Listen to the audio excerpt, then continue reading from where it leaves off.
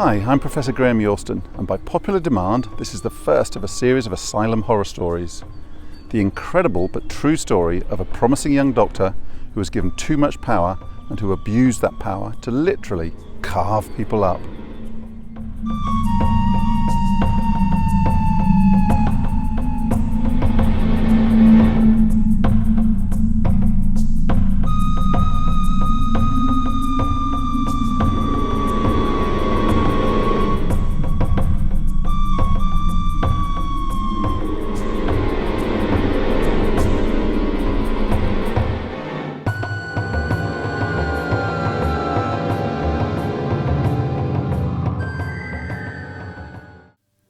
Henry Cotton was born in 1876.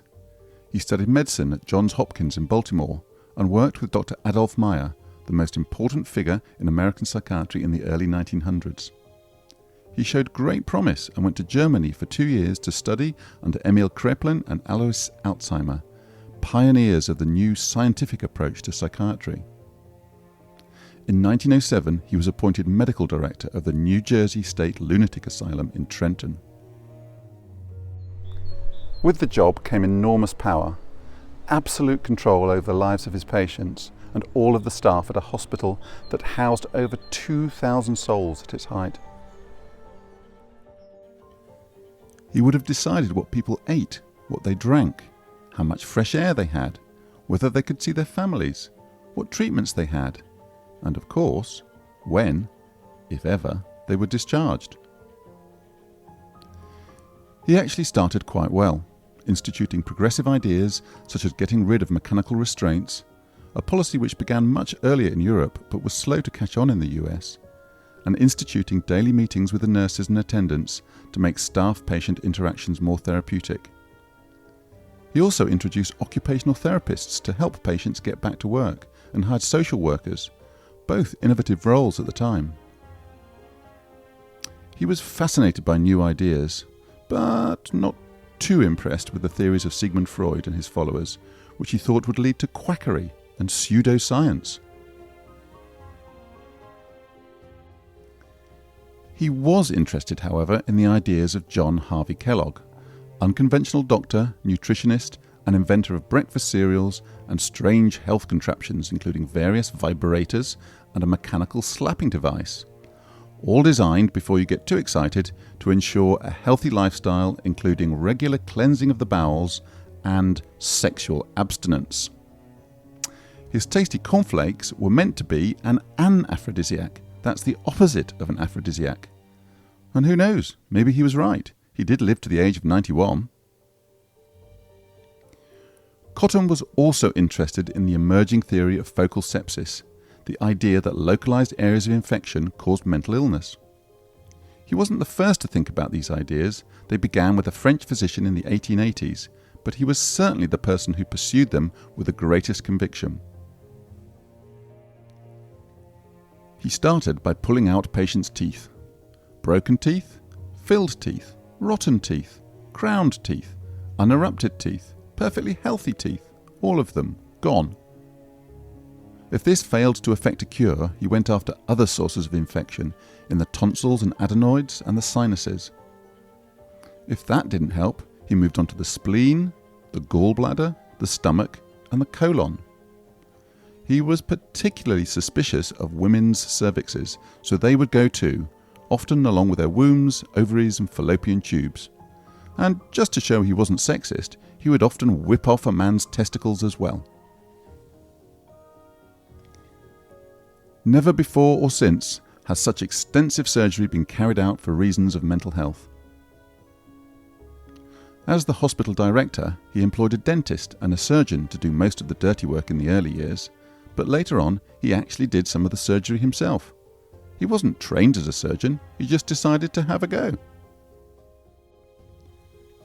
And if the surgery wasn't bad enough, Cotton also experimented with vaccine therapy, injecting his patients with heat-treated bacteria from their own excised organs, and serum therapy, injecting them with anti-serum made by inoculating horses with bacteria. No proper trials, he just thought they were good ideas, so he gave them a go. And of course he insisted these treatments caused no serious ill effects, apart from considerable discomfort. I don't know about you, but that sounds like a pretty serious side effect to me. He reported amazing successes with his procedures, a cure rate of 85%, way beyond any other hospital at the time. And, as you might imagine, this brought him a great deal of attention and praise from his fellow psychiatrists and from wider society. He was asked to give lectures at medical institutions in the United States, Britain and Europe, and he shared his methods with others so that more people could benefit from his revolutionary and thoroughly modern approach. As well as the benefits for patients, he was keen to point out the cost reductions to the taxpayer. He estimated savings of $90,000 in 1 year alone, which equates to $1.5 million today, a huge sum by anyone's standards, as the state of New Jersey gratefully acknowledged. In June 1922, the New York Times wrote, "At the State Hospital at Trenton, New Jersey, under the brilliant leadership of the medical director, Dr. Henry A. Cotton, there is on foot the most searching, aggressive, and profound scientific investigation that has yet been made of the whole field of mental and nervous disorders. There is hope, high hope for the future." Cotton loved it. Patients, or more likely their families, were desperate to be treated at Trenton. If they couldn't get in, they badgered their own doctors to treat them with this new wonder cure. One of these was the daughter of the wealthy and influential Yale economist, Irving Fisher. She became unwell just before she was due to get married in her early 20s. Cotton described her illness in these terms. She began to babble queer things about portents and was afraid her fiancé would not come back from the war. She soon began to talk at random about God, Christ and immortality, and reacted to her auditory hallucinations. Her conduct was peculiar in many ways.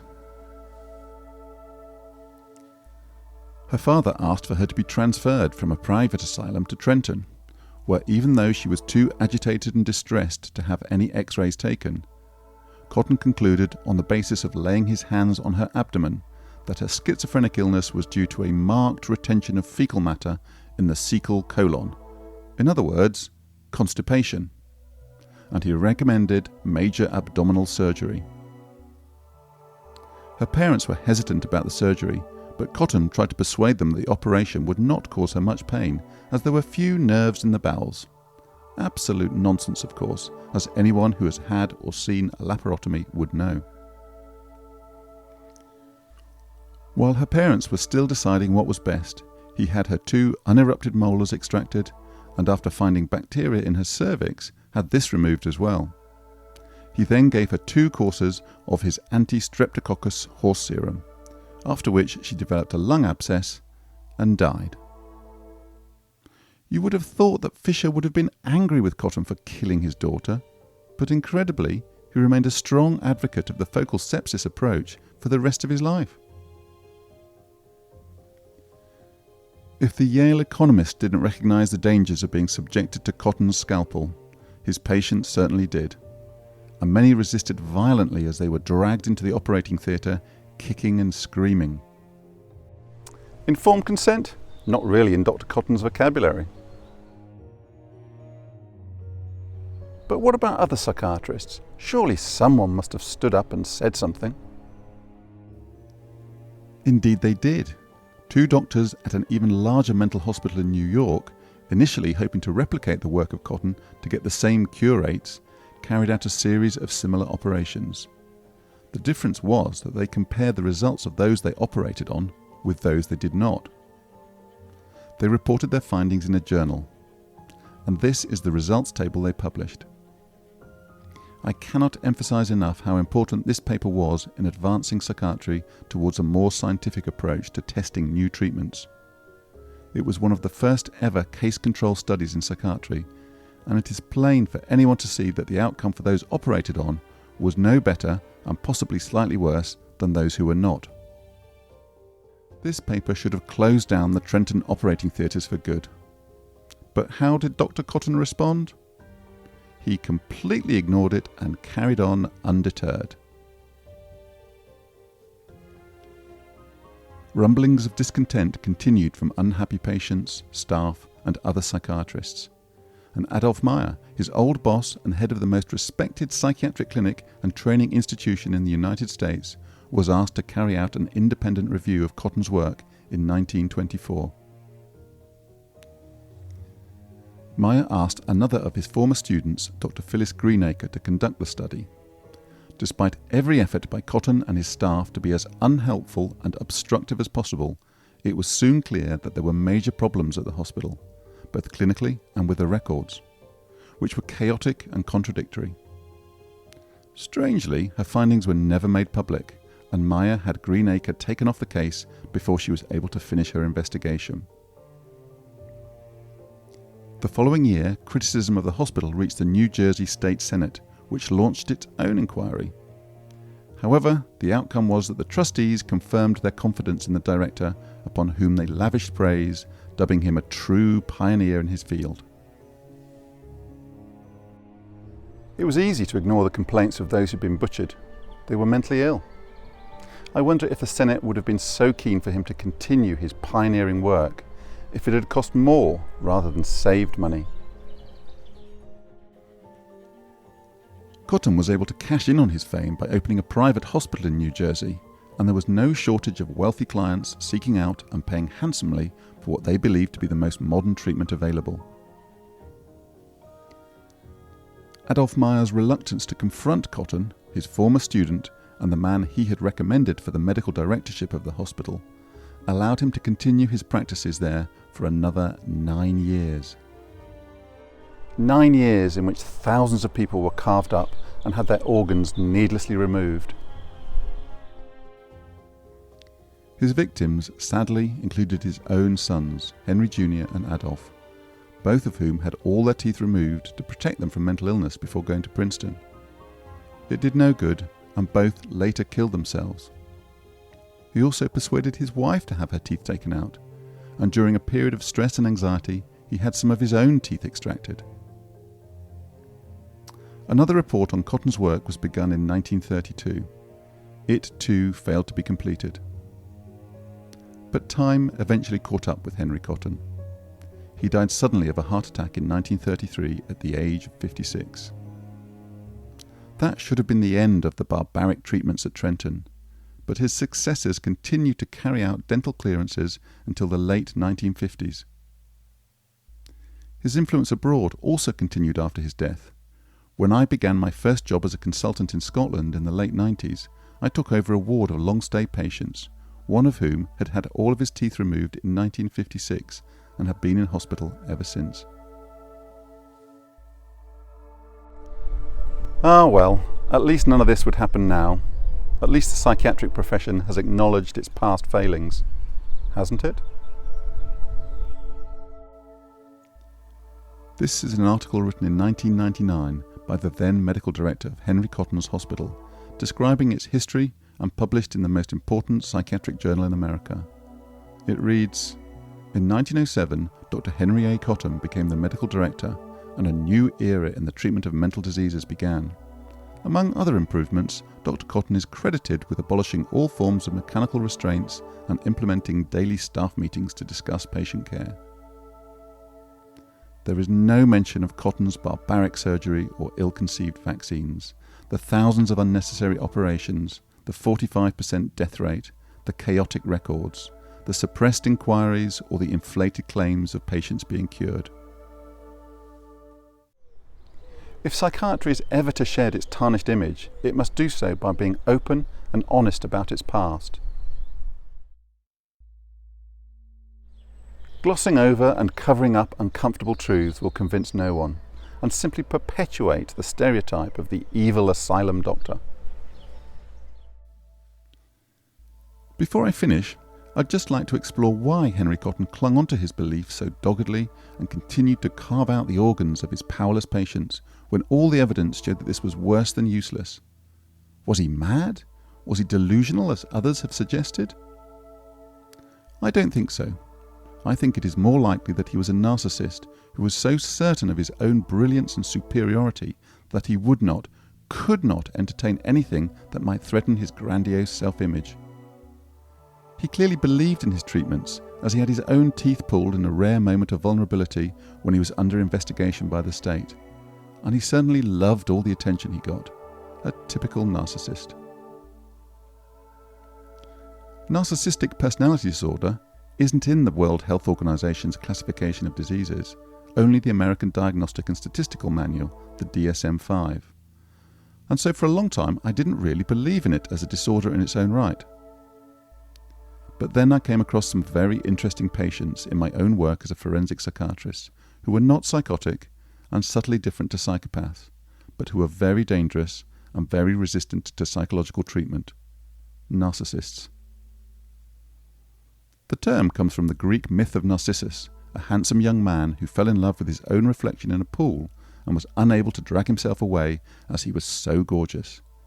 He eventually melted away and was transformed into a flower.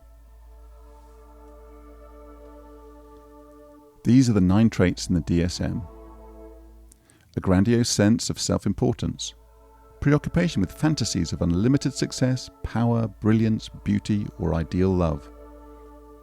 Believing that they are special and unique and can only be understood by or associate with other special or high-status people or institutions.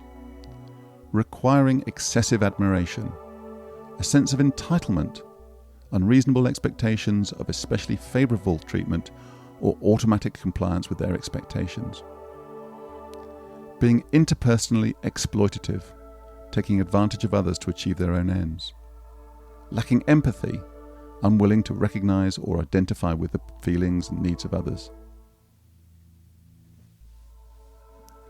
Often being envious of others or believing that others are envious of them. Showing arrogant, haughty behaviour or attitudes. One can also see the wider implications of this story. It is clear that checks and balances are essential to rein in the misguided, the ambitious, the ruthless, and the power-mad. This is true in medicine, in business, in all walks of life, and at this difficult time, most of all for those in charge of armies. Thank you for watching. Please like and subscribe and click the notifications bell and keep the suggestions coming in for future topics. See you next time.